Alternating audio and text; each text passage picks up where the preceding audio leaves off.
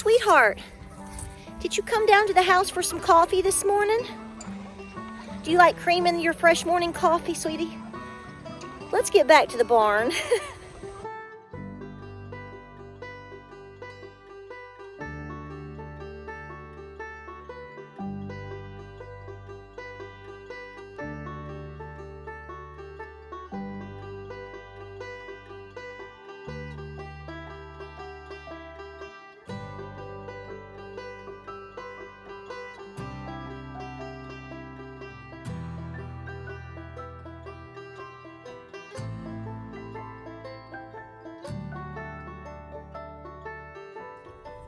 So, hey guys, I know, I always do that, I know.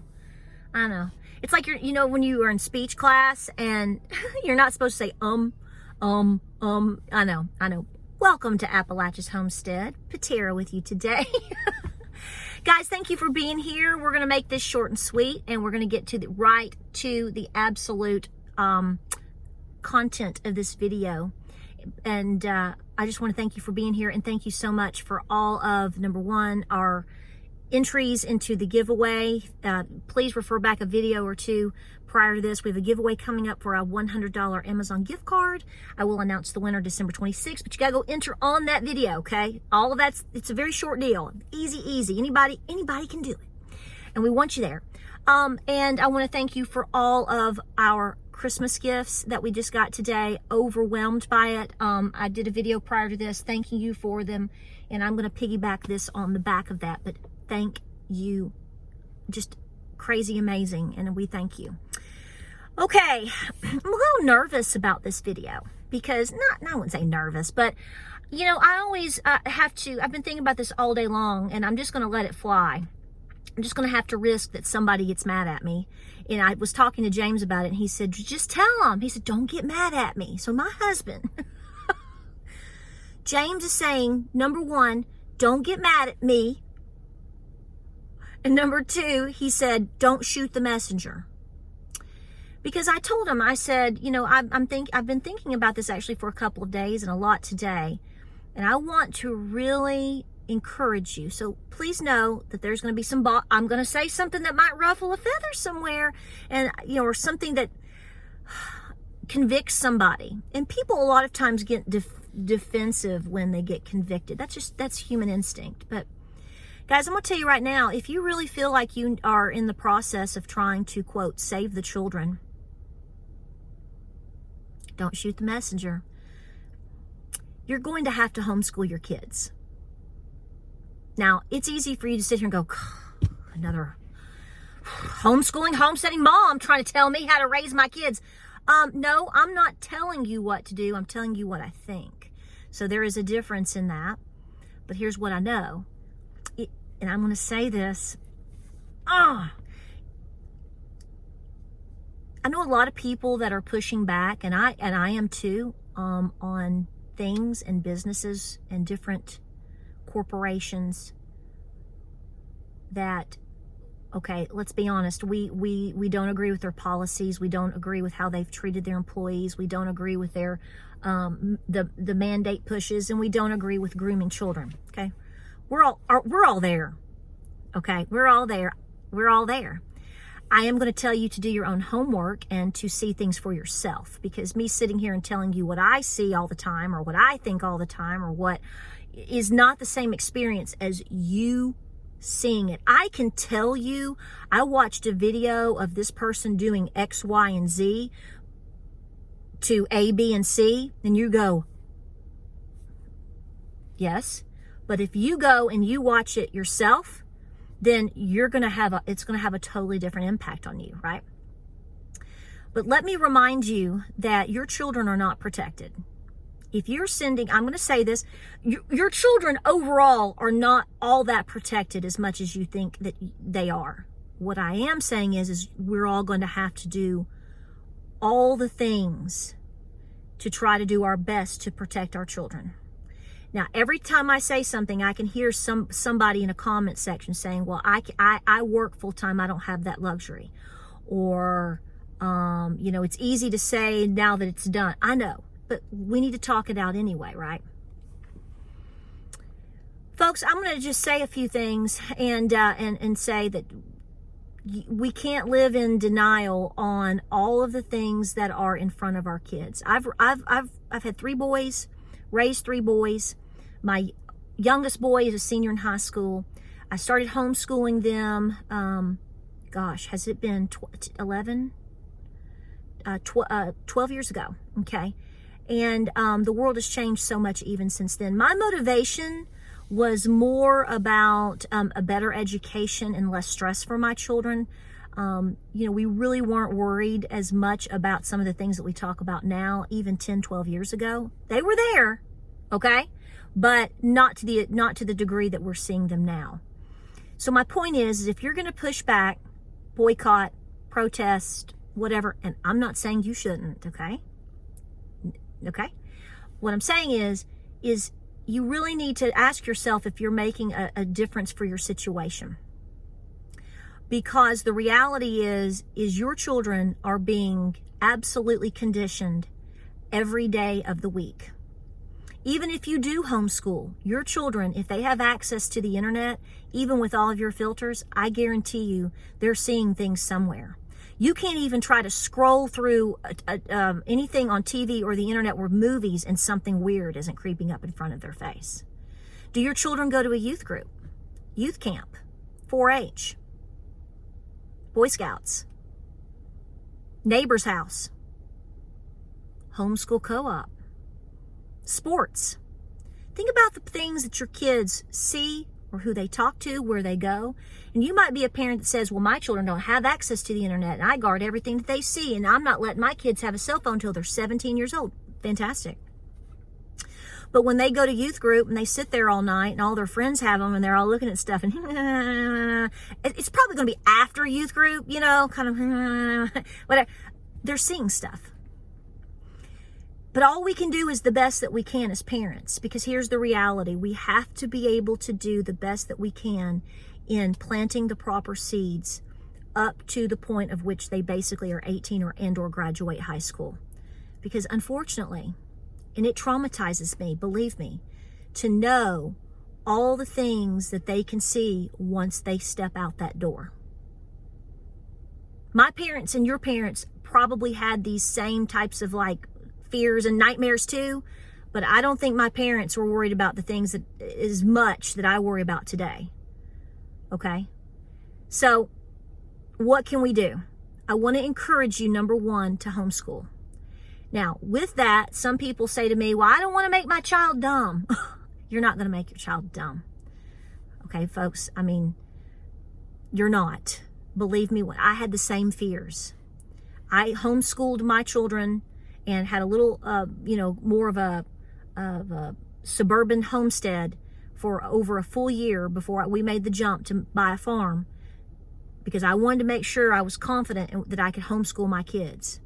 And my kids absolutely thrived, okay? We figured out a lot of things.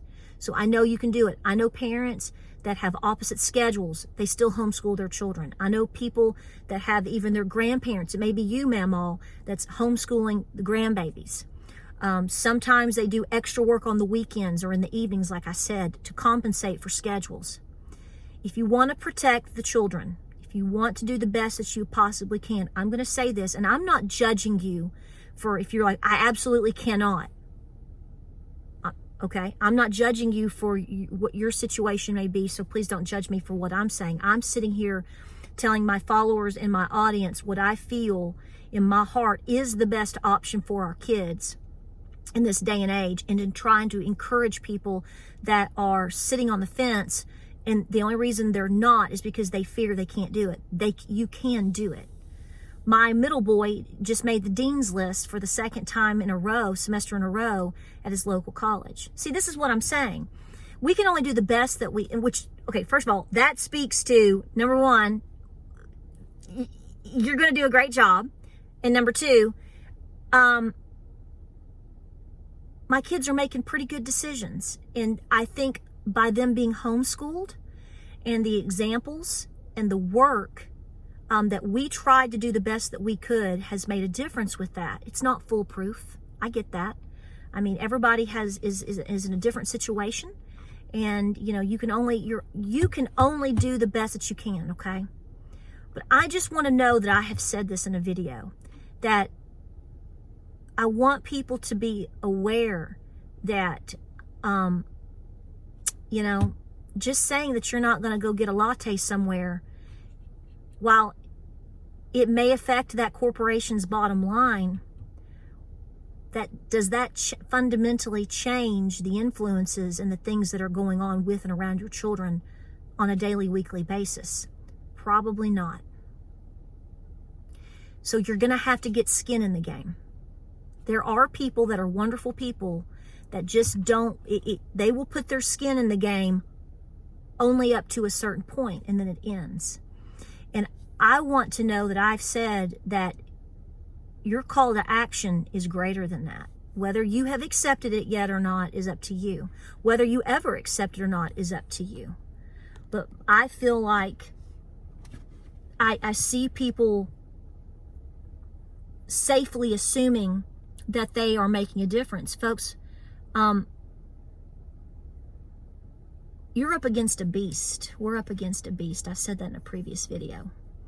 Have you seen even what this administration is doing? I'm not saying that to sound condescending. I'm really being serious.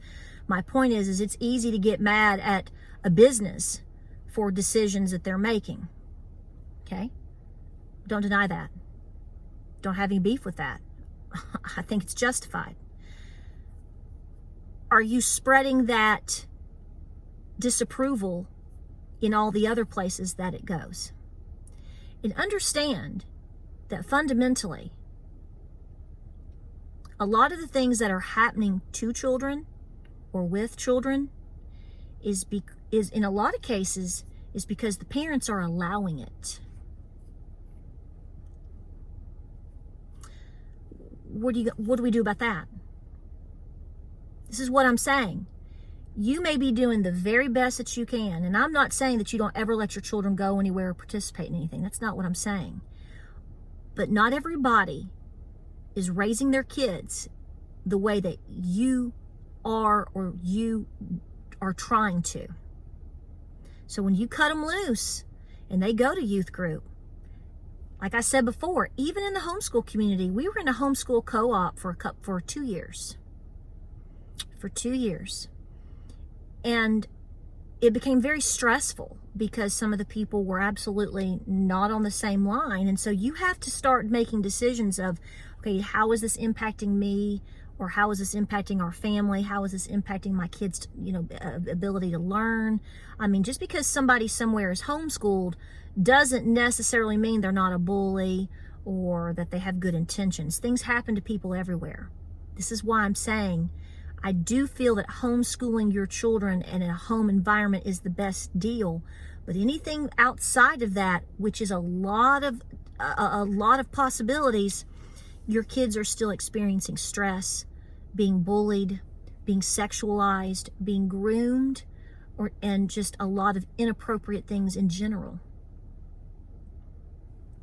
And the more that they are outward in terms of society, i.e. public school, etc., the more they're getting it. No matter how many times you say, I will never go shop at that place again. What is the reality of what is really, truly happening to your children? And at what point are you, as a parent taking the parent accountability, responsibility to say, whatever it takes, this is what we're going to do. So again, please don't get mad at me for saying these things. And I understand this is a big conversation and we can throw in a lot of what ifs and that and this or that or the other. I get that. This is, a 13-minute video at this point. So there's a lot more discussion here.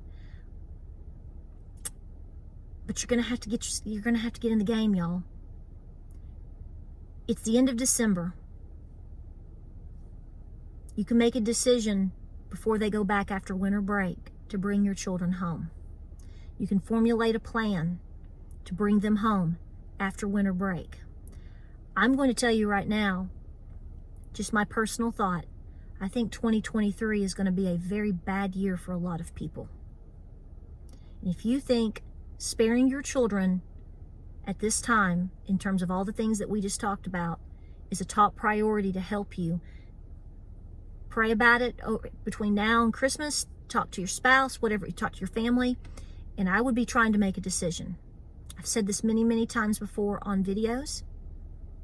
Trying to encourage people to homeschool their children. Do I think it's the absolute end-all saving grace for everybody? No. But do I think it's the best opportunity that you have to plant the right seeds and to protect your children? You better bet it is. And I encourage you to do it. And there are a lot of good people doing it, and there's a lot of help out there. Good help. And you can do it. So if your heart is being convicted to bring your children home and do the best that you can, I encourage you to take it very, very serious right now and to take that leap of faith. Always do what works best for you, believe me when I say that.